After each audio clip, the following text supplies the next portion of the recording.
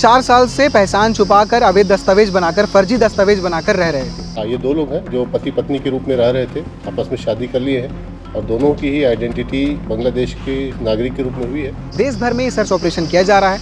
इस तरह के अवैध तरीके से जो लोग रह रहे हैं, चाहे वो बांग्लादेशी हो या पाकिस्तानी हो या रोहिंग्या मुसलमान हो, उनकी जाँच पड़ताल की जा रही है।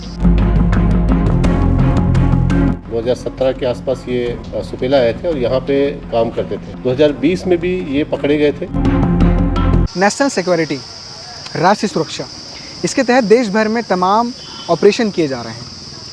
उस ऑपरेशन में एक अहम भूमिका निभा रहा है एक खास ऑपरेशन, सर्च ऑपरेशन, जिसमें बांग्लादेश से अवैध तरीके से, घुसपैठ तरीके से जो भारत देश में रह रहे हैं उनके लिए सर्च किया जा रहा है और साथ ही उसके बाद जो रोहिंग्या मुसलमान हैं उनकी जांच पड़ताल की जा रही है और साथ ही पहलगाम आतंकी हमले के बाद पाकिस्तानियों की भी जांच की जा रही है। इन सब सारी चीज़ों को लेकर छत्तीसगढ़ की सरकार ने भी एक अहम बैठक ली। उसके बाद एसटीएफ टीम का गठन किया गया। देश भर में ये सर्च ऑपरेशन किया जा रहा है।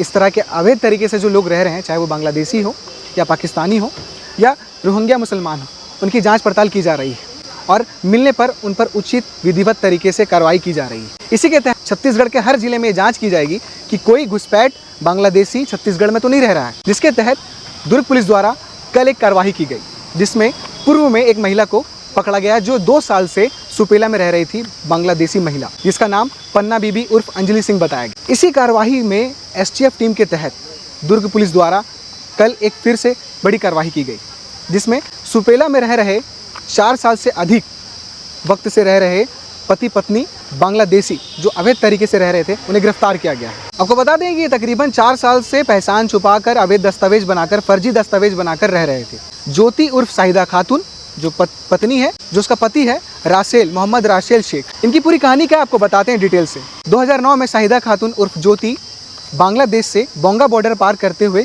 पश्चिम बंगाल पहुँचती है। उसके बाद वो पश्चिम बंगाल से फर्जी दस्तावेज बनाकर मुंबई पहुँचती है। मुंबई में शादी ब्याहों में वो काम करती थी। वहाँ पर उसकी मुलाकात होती है रासेल शेख से। उन दोनों में बातचीत बढ़ती है और दोनों तय करते हैं कि एक दूसरे से वो शादी करेंगे। जिसके बाद रासेल शेख जो है वो शाहिदा खातून को लेकर बांग्लादेश चले जाता है शादी करने के लिए। दोनों शादी करने के पश्चात 2017 में भारत फिर पहुँचते हैं। भारत में दुर्ग जिले में पहुँचते हैं। दुर्ग जिले में 2017 से वो भारतीय वीज़ा बनाकर पहुँचते हैं। उसके बाद 2020 में उन दोनों की जो वीज़ा की जो अवधि है वो समाप्त हो जाती है, जिसके बाद वो अवैध तरीके से रहना शुरू कर देते हैं। 2020 में उन्हें गिरफ्तार किया जाता है दुर्ग पुलिस द्वारा, क्योंकि उनके वीज़ा की अवधि समाप्त हो चुकी थी। फिर 2020 में वो उनको पकड़ा जाता है। पकड़ने के बाद वो छूट जाते हैं। छूटने के बाद वो फिर से 2020 से दुर्ग जिले के सुपेला में रहना शुरू कर देते हैं। सुपेला के कॉन्ट्रैक्टर कॉलोनी में ये रह रहे थे। जिसके घर ये रह रहे थे उसका भाई दुर्गा बाई नामक एक महिला के घर में किराए से रह रहे थे। फिर दुर्ग पुलिस द्वारा एसटीएफ टीम के तहत सुपेला कॉन्ट्रैक्टर कॉलोनी जाया जाता है। इनसे पूछताछ की जाती है। पूछताछ करने के बाद ये फर्जी दस्तावेज सामने रखते हैं, जिसमें जो ज्योति उर्फ शाहिदा खातून है वो ज्योति रासेल शेख करके उसके आधार कार्ड में लिखा होता है और रासेल शेख के में मोहम्मद रासेल शेख लिखा होता है, मगर वो फर्जी दस्तावेज होता है। इसके बाद बारीकी से पूछताछ की जाती है, जिसके बाद ये साबित हो जाता है कि वो बांग्लादेशी हैं और अवैध तरीके से यहाँ पर रह रहे थे। एसटीएफ टीम ने उन्हें पकड़ा, गिरफ्तार किया, जिसके बाद दुर्ग पुलिस के नए एसपी विजय अग्रवाल ने इस पूरे मामले में एक प्रेस कॉन्फ्रेंस लिया है। उन्होंने इस प्रेस कॉन्फ्रेंस में क्या कुछ जानकारी दी है इन दोनों को लेकर, सुनिए। एसटीएफ जो अप्रवासी, अवैध रूप से रहने वाले अप्रवासी है, उनके पहचान और कार्यवाही हेतु जो एसटीएफ गठित की गई थी, आपको ज्ञात होगा कि 2 दिन पहले एक कार्रवाई हुई थी और पुनः 2 बांग्लादेशी जो अवैध रूप से भारत में निवासरत थे उन पे कार्रवाई की गई है और बीएनएस की धाराओं में और साथ ही पासपोर्ट एक्ट और फॉरेनर्स एक्ट के तहत भी इसमें कार्रवाई हुई है। और ये जो दोनों बांग्लादेशी है ये 2009 में आए थे और पहले ये आने के उपरांत मुंबई में थे, मुंबई, नवी मुंबई और थाने में थे और वहाँ पे उन्होंने अपना आधार कार्ड बनवाया था। आधार कार्ड वहाँ केटरिंग का काम करते थे। उसके बाद 2017 के आसपास ये सुपेला आए थे और यहाँ पे काम करते थे।